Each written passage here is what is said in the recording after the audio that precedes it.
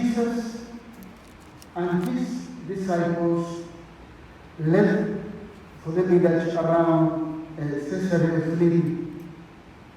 On the way, he put this question to his disciples: "Who do people say I am?" And they told him, "John the Baptist." They said, "Others, Elijah.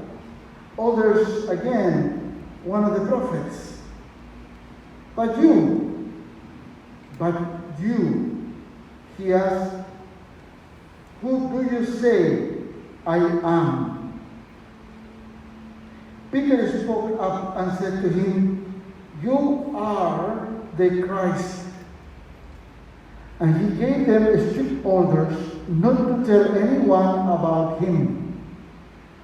And he began to teach them that the Son of Man was destined to suffer grievously, to be rejected by the elders and the chief priests and the scribes, and to be put to death, and after 3 days to rise again. He said all this quite openly. Then, taking him aside, Peter started to remonstrate with him. But turning and seeing his disciples, he rebuked Peter and said to him, "Get behind me, Satan, because the way you think is not God's way, but man's."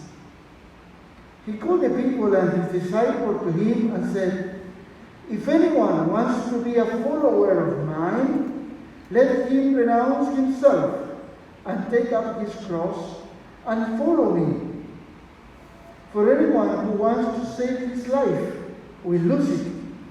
But anyone who loses his life for my sake, for the sake of the gospel, will save it." The gospel of the Lord. Praise to you, Lord Jesus Christ. Who you are? What do you say? My name. If somebody asks you, who are you? I will say my name. Names, what we do, How you do? what we are. Then I would say,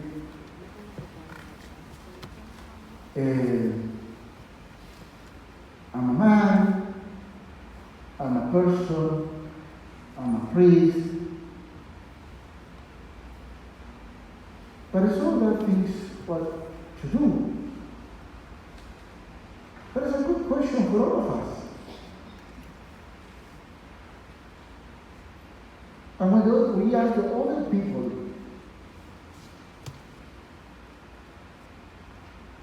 who the people say about me? I'm sure there are a couple of gossipings about me, but part of nature it seems. That is what is happening today in the gospel. Who do people say I am? And it's easy. Oh, they say John the Baptist, or the Elijah, or the prophets. And then he said, who do you say I am? That's the hard question. To answer, my own being, my own self.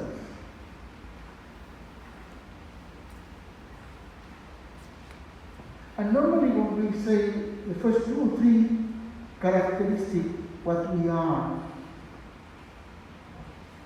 is very important for us. After the 4th, the 5th, or the 6th, it comes in different orders. And Peter spoke up and he said,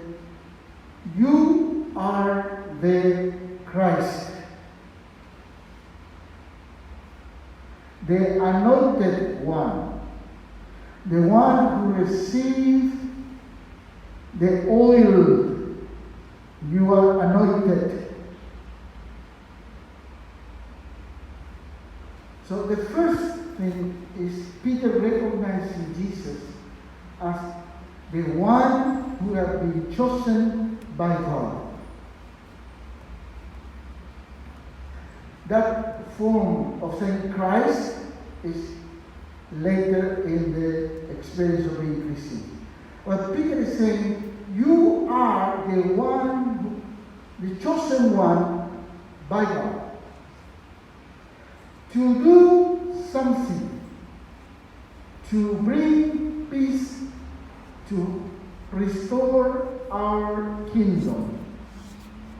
That's what Peter is thinking.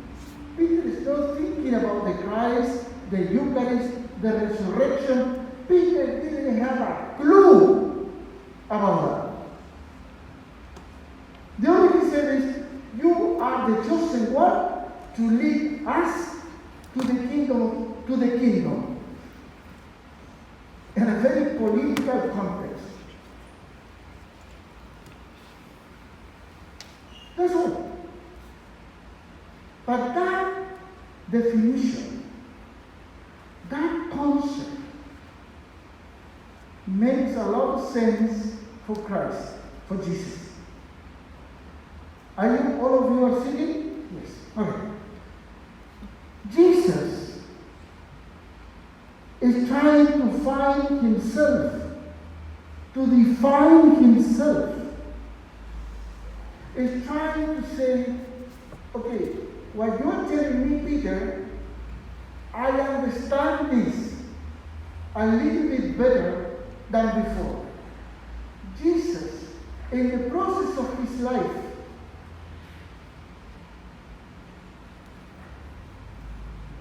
from his birth to the moment he started preaching, is around 30 years.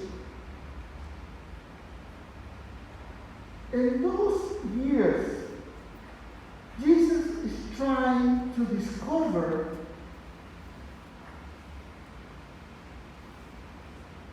and to understand who he is. Jesus was not a 9 years old, creating birds and flying them away. Oh, I am the Lord, I am God. No, he was discovering it on the way through his life.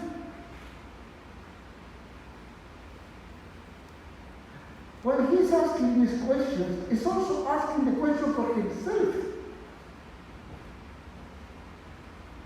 Who am I? People are gathering around me. People are following me. What is happening? And here's what the people said. Elijah the prophet. What do you say? You are the Christ.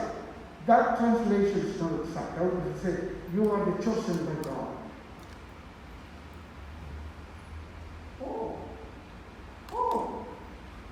I get it.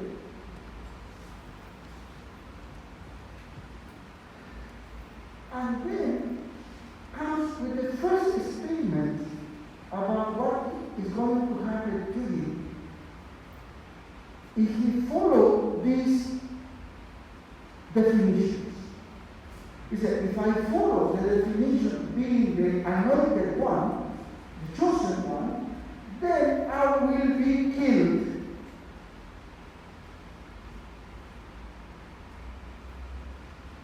And Peter, our good Peter, is saying, hey, hold on, wait a moment.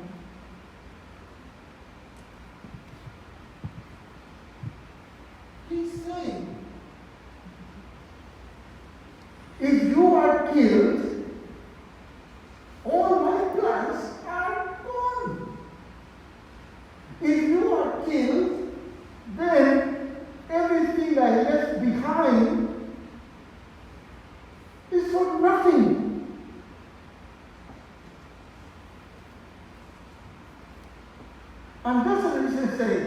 Hey, Jesus, hold on. Don't come here, you're going to be killed, because all of us left things behind for you.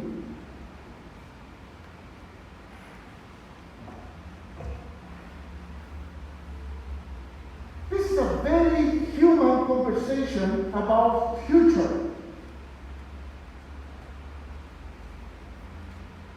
And I wonder, all of us, or 99% of these people here gathered, have left things behind.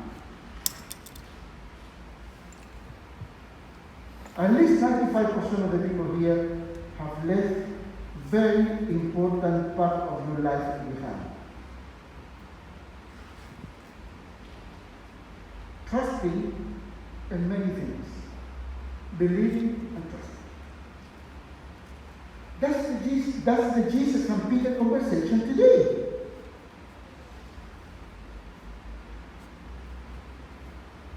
And Jesus, who moved one step further,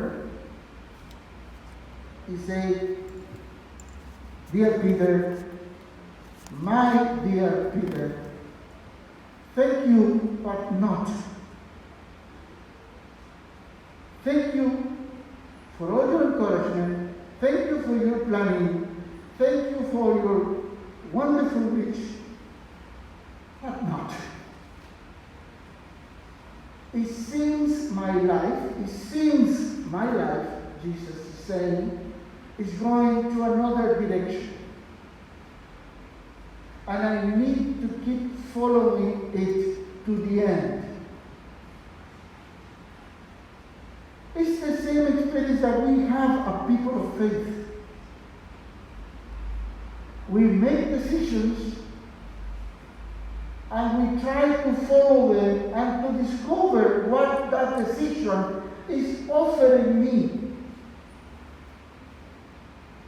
And 100% of people here, we are looking for happiness, for a better life, for something meaningful. And that's what Jesus is pursuing. Life that is meaningful.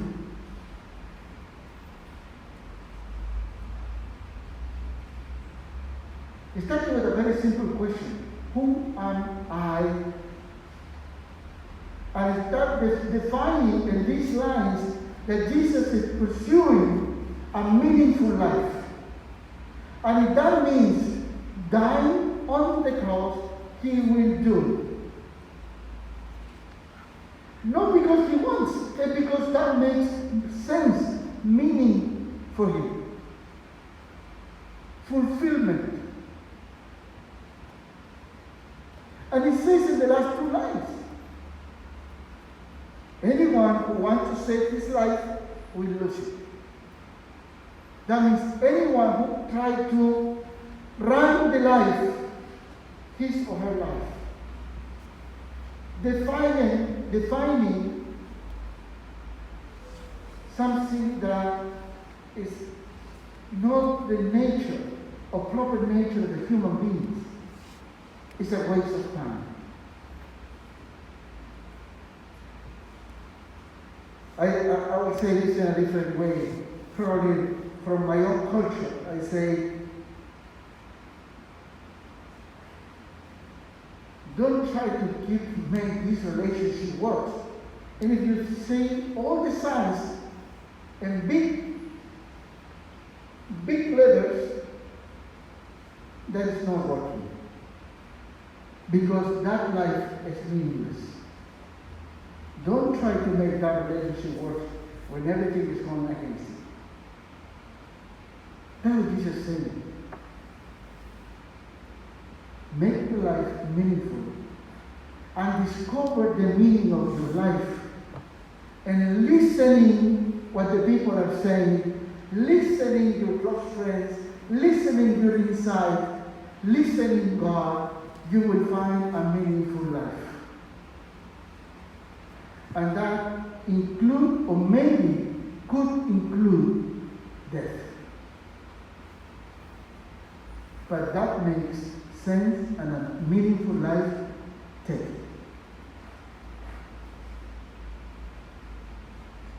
And anyone who have been or is or loves somebody knows there is a lot of depth in loving somebody. And that is what is meaningful for that person.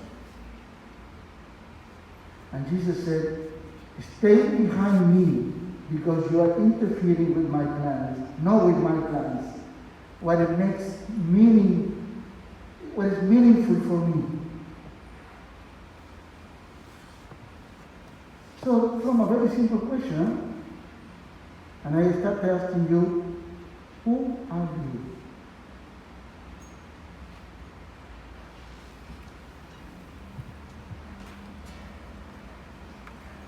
Please all stand.